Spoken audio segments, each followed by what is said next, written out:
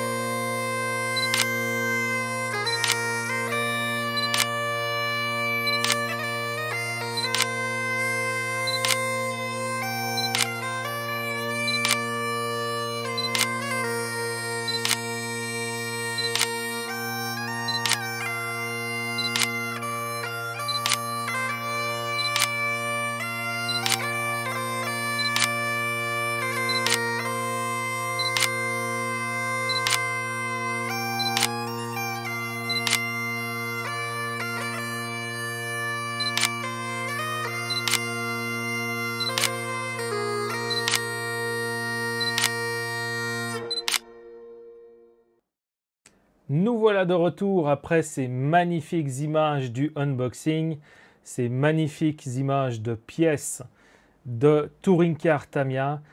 Je ne sais pas ce que vous en pensez, dites-le dans les commentaires. En tout cas, moi, ça m'a beaucoup plu. Ça change un peu de ce que je connais, quoi. C'est la X-Ray qu'il y a là, quoi, juste là-bas, au fond, là-bas, tac, tout là-bas.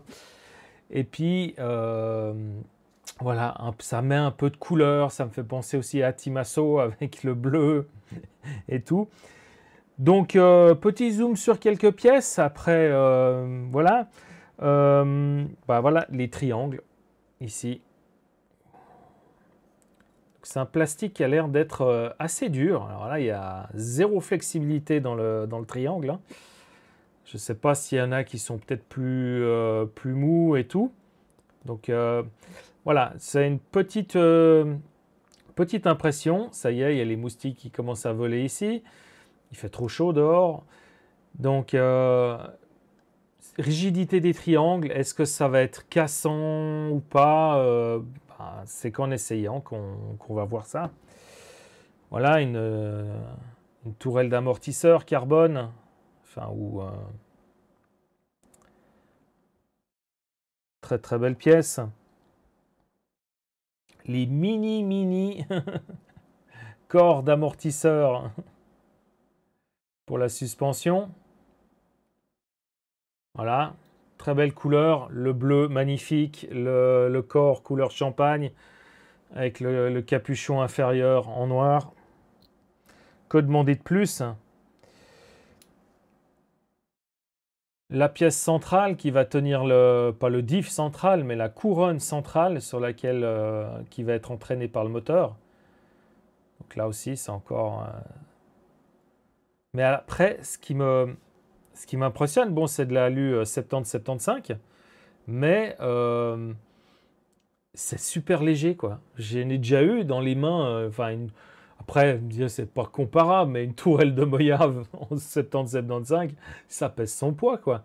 Là, encore une fois, j'attends de voir la performance en termes de solidité, tout ça, de ces pièces, car je les trouve très très légères. Alors après, ça reste de l'alu 70-75, hein, il faut pas, je Je vais pas dénigrer ça, loin de moi cette idée. Mais voilà, je suis impressionné par la légèreté des pièces aluminium.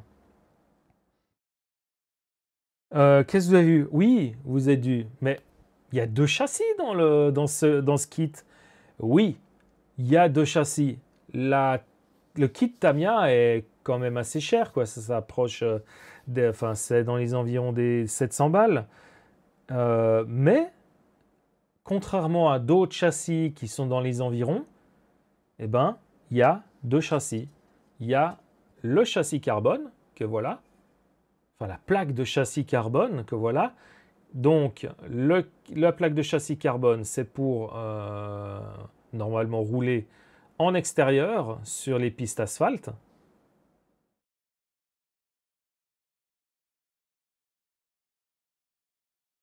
Voilà.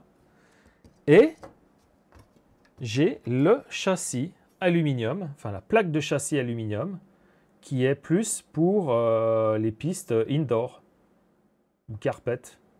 Alors je ne sais pas si c'est le fait du châssis alu et du châssis carbone, c'est carbone pour dehors et aluminium pour à l'intérieur, ou c'est le fait que ça soit asphalte et carpet. Carpet, c'est moquette, alors très lisse, hein, c'est pas comme les TT, il ne faut pas du terrain synthétique de foot. Hein. Donc ouais, alors ça m'a surpris quand j'ai ouvert le colis la première fois, quand j'ai fait le unbox la première fois, et ben voilà, je me retrouve avec 2 châssis. Enfin, d'abord, il y avait le châssis carbone dessous et le châssis aluminium enfin, le châssis carbone dessus et le châssis alu dessous sous toutes les pièces. Je dis, mais qu'est-ce que c'est ce truc en plus? Très appréciable, belle surprise. Ensuite, un petit point d'attention. J'ai acheté le kit et on va dire 1 semaine après que je l'ai reçu, j'ai reçu en fait un mail de mon magasin chez qui j'ai acheté qui me disait que le fournisseur, enfin Tamiya avait informé le fournisseur comme quoi il y avait une pièce qui ne correspondait pas à ce qui devait être, ce qui devait y avoir dans le kit. Cette pièce, c'est en fait les petites colonnettes pour la fixation de la batterie. Donc il y a des pièces aluminium, il tourne vraiment dans tous les sens ce moustique. Je ne sais pas si je vais le buter au passage, mais donc les petites colonnettes qu'il y a là, elles se fixent sur les pièces qui encadrent la batterie qui est en aluminium. Et ça, après, il y a la pièce en carbone qui vient se poser dessus. Donc en fait, elles sont trop longues. Donc j'ai reçu, enfin le magasin me disait, est-ce que vous êtes d'accord que le fournisseur, le distributeur, vous envoie directement les pièces de rechange et tout ça? J'ai dit oui, ok, tac, tac, j'ai confirmé mon adresse et j'ai reçu 1 semaine après, dans une enveloppe, voilà, les pièces à la bonne dimension avec une notice. Donc on voit bien que les longues, non, c'est pas bon. Les courtes, oui, c'est bon. Avec un mot d'explication et une petite notice de montage. Je trouve ça absolument extraordinaire. C'est à peine on a acheté que Tamiya avait déjà réagi. Alors c'est peut-être parce que voilà, au Japon ils l'ont eu en main avant et ils ont remarqué ce problème. Ce qui fait que nous on a bénéficié d'un retour direct sans avoir rien demandé, sans avoir monté le kit et puis constater que voilà, je peux rien faire avec ça. Donc c'est vraiment super, réactivité exemplaire, que ce soit de Tamiya, du distributeur suisse et de mon magasin, donc mon fournisseur. Le magasin dans lequel j'achète des RC. Donc un grand merci à eux, c'était super. Petit zoom aussi, l'électronique que je vais mettre. Donc vous avez pu voir en photo, mais voilà, je me remontre comme ça. Donc c'est le XR10 Pro G2S, hein. Donc c'est le dernier, 160 ampères, pardon. Alors il est très bien, j'arrive pas trop à faire la différence, enfin pas trop à part le look, hein, la différence avec le G2. À part aussi le fait qu'ici, il y a un ventilateur à l'intérieur qui n'a pas de cage. Il y a juste l'hélice et le moteur avec deux pattes de fixation qui se fixent à la base. Donc voilà, après, il y a la possibilité, ici en dessus, c'est quand même qu'une plaque. Donc même si on claque le ventilateur dessous, je pense, donc je ne sais pas, je n'ai pas essayé, je n'ai pas vraiment regardé, mais je pense qu'on peut mettre un ventilateur classique avec une cage autour et puis mettre la plaquette dessus, en fait, comme le G2, en fait, normal. J'ai aussi le nouveau moteur V10 G4, 13 tours et demi. Donc le G4 13 tours et demi prend quelques centaines de tours minutes, enfin de kV en plus que le G3.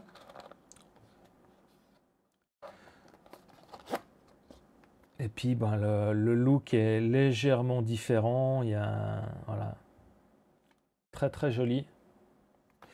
Donc je crois que le G3 est à 3600 kV pour un 13 tours et demi et lui il est à 3009. Je dis peut-être des bêtises. On va vite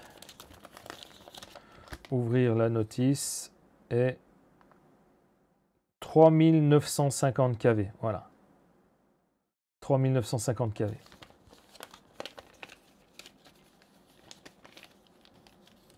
Au lieu des 3006 du G3.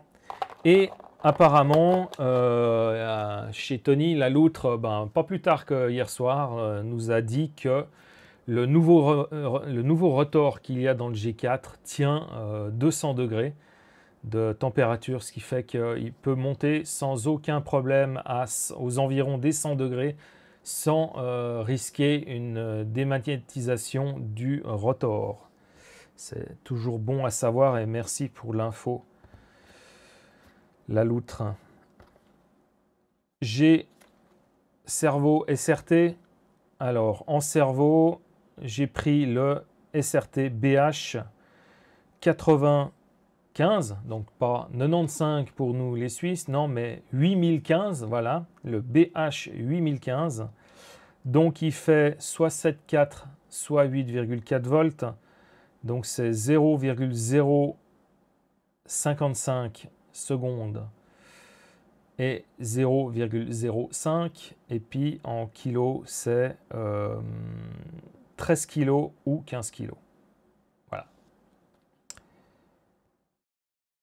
52 grammes. Donc c'est la première fois que j'achète un servo aussi rapide. Mais bon, après, est-ce que j'arrive à maîtriser un servo aussi rapide ? Je ne pense pas, donc je vais sûrement devoir mettre de l'expo pour le calmer un petit peu, voire même beaucoup. Et puis, évidemment, dans les photos, vous avez dit, mais attends, j'ai pas vu un truc marqué X-Ray. Qu'est-ce que X-Ray vient foutre en fait dans une Tamiya? Alors, je dois avouer que j'ai pas trouvé les plots de carrosserie réglables chez Tamiya. Il en existe peut-être, donc si quelqu'un en connaît, merci de le mettre dans les commentaires, ou autre plot, parce que de base, c'est le clips de carrosserie, on pose la carreau, puis on met un clips par-dessus, quoi. Donc, ouais, voilà, c'est pas forcément génial comme réglage fin, ou même tout de suite avoir le clips de carreau sur la carreau, donc la peinture va dégager vite fait si on met aucune protection. Donc, voilà, j'ai acheté X-Ray, donc c'est en fait les plots de carrosserie réglables. Donc là, j'en ai que deux, hein, mais j'ai un autre paquet de deux. Donc c'est vraiment très très cool ça. C'est vraiment super comme système. Donc n'hésitez pas si vous en avez besoin. Après, il en existe voilà, des nettement moins chers. Mais j'avais pas envie de chercher, puis j'avais pas envie d'attendre. Pourquoi je ne peux pas attendre? Ben, je ne peux pas attendre parce que j'ai une compétition qui m'attend le 28 mai. C'est pas gagné parce que voilà, j'ai pas forcément énormément de temps. On va essayer d'en trouver pour pouvoir monter cette TRF 420X avant le 28 mai, longtemps avant le 28 mai, pour pouvoir déjà m'entraîner. Donc cette compétition, c'est une compétition qui est organisée par le club Geneva Model Car à Genève, qui est en fait sur la route du Nord d'Avril à Vernier, ou peut-être du côté de Mérin plutôt. Voisin de l'autre club qui a la piste en astro en tout terrain. Et ce club, Geneva Model Car, organise les Geneva Series. Les Geneva Series sont une compétition locale, genevoise, de 5 rounds. Donc il y a 5 dates. La précédente qui a eu lieu, c'est le 7 mai dernier, pour lequel j'ai fait une vidéo qui va bientôt sortir. Et je vais essayer de participer à cette deuxième manche, le 28 mai, avec ma Tamiya. Donc c'est une compétition qui est faite pour les débutants, ceux qui n'ont jamais roulé, voire presque jamais. C'est une compétition pour ceux qui débutent en course, ça fait un moment qu'ils roulent comme moi en loisir, mais qui n'ont jamais fait de compétition, donc qui feraient leur première, deuxième, troisième compétition. Et puis, c'est aussi destiné à ceux qui connaissent, qui font de la compétition et qui roulent déjà depuis longtemps sur circuit. Donc, c'est aussi très soft en termes de règlement. Donc, on peut avoir un moteur 13.5, 17.5 brushless ou un moteur à charbon équivalent. On a pour les ESC, c'est soit on est en timing libre open, soit on peut être en stock, voire c'est blinky pour les tractions. Parce que oui, attends, il y a plusieurs catégories. Il y a Touring Car, indice, il y a Formule 1, il y a Touring Car traction, et puis il y a une petite compétition rookie. Donc là, par exemple, le 7 mai, il y avait 2 enfants qui roulaient, tout ça, c'était première compétition et très peu de roulage. Voilà, il y en a pour tout le monde. Donc c'est ça qui m'a beaucoup plu. Et ce qui m'a surtout plu, c'est que le règlement est light. Je ne suis pas très règlement. Mais voilà, donc je me prépare pour cette compétition. Et pour ça, il faut que je monte la voiture. Donc on se voit bientôt pour le montage. Ça me fait plaisir de vous retrouver pour ce montage, le futur montage, et on se voit tout bientôt. Tchuss!